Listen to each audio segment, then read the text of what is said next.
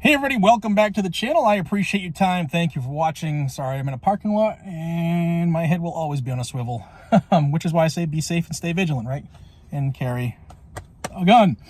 I wanted to give you guys some information that I got today. I went up to what's known as the Mill in Littleton, Massachusetts, which is still the largest group of FFLs under one roof in the United States of America, currently at 85 FFLs. It's a pretty cool place. And I was able to just get off the phone with somebody after talking to a couple of the owners there. Long and story short, guys and gals, and I'm going to leave people's names out of this for obvious reasons. The ATF, they are going door to door, as we know, for FRT triggers for people who bought them off Gunbroker. But now they're going after or showing up and trying to contact people about these who didn't buy them from Gunbroker. Now, this person I spoke to, I'm going to leave everybody's name out of it. He bought his from a gentleman on Northeast Shooters, which is a forum here in Massachusetts and in New England. And that's where he bought it from. So, I don't know if the person who sold them on Northeast Shooters was also selling them on Gunbroker or how the ATF got this gentleman's information. But this is how it went down, and I want to give you guys this rundown so that if something happens to you, you might know what's going on here.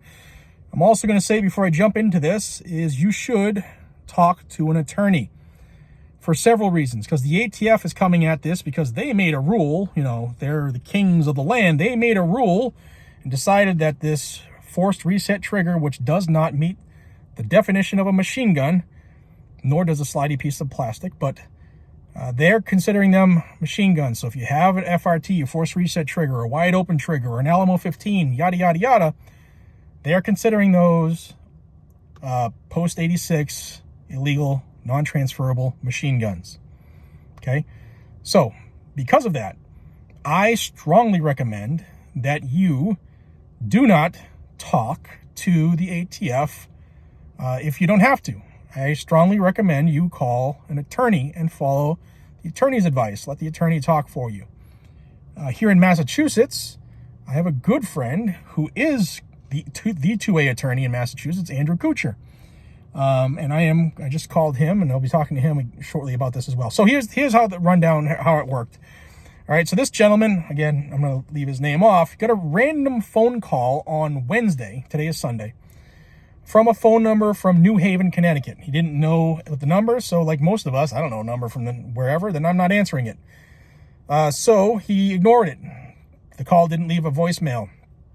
Right after that, very shortly after that, I got a text from the same number and asked for him by name, by the person who we are leaving his name out.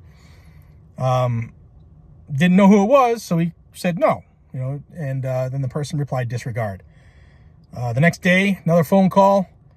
Called back. He didn't answer it because he didn't know who it was, but this person who we're talking about did return this random call.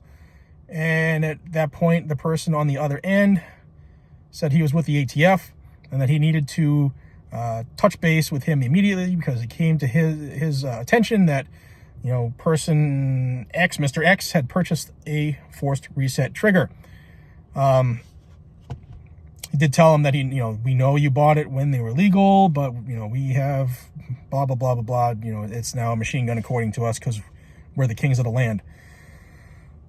So he told him he had two options. He could relinquish it to him, or he could tell him no, and then legal matters would pursue. He also did tell him that there were two different types of surrender. The one that they try to get you to do, basically you say to them, I'm giving this up because I know I had it wrong and I'm doing the wrong thing. And the other version, the other form, is that you're giving it up under protest and you still, I believe you still retain your ownership rights. I have to double check on that. It's been a while. But there was no notification letter. There was nothing that he has actually seen saying that this person is actually ATF. So I told him you need to call the attorney and follow what the attorney recommends. Is my professional, although I'm not an attorney, it's my professional advice. Being in law enforcement for 24 years, call an attorney. So they were going to hook up. They wanted to meet with him on Friday. And then things fell apart on the ATF side.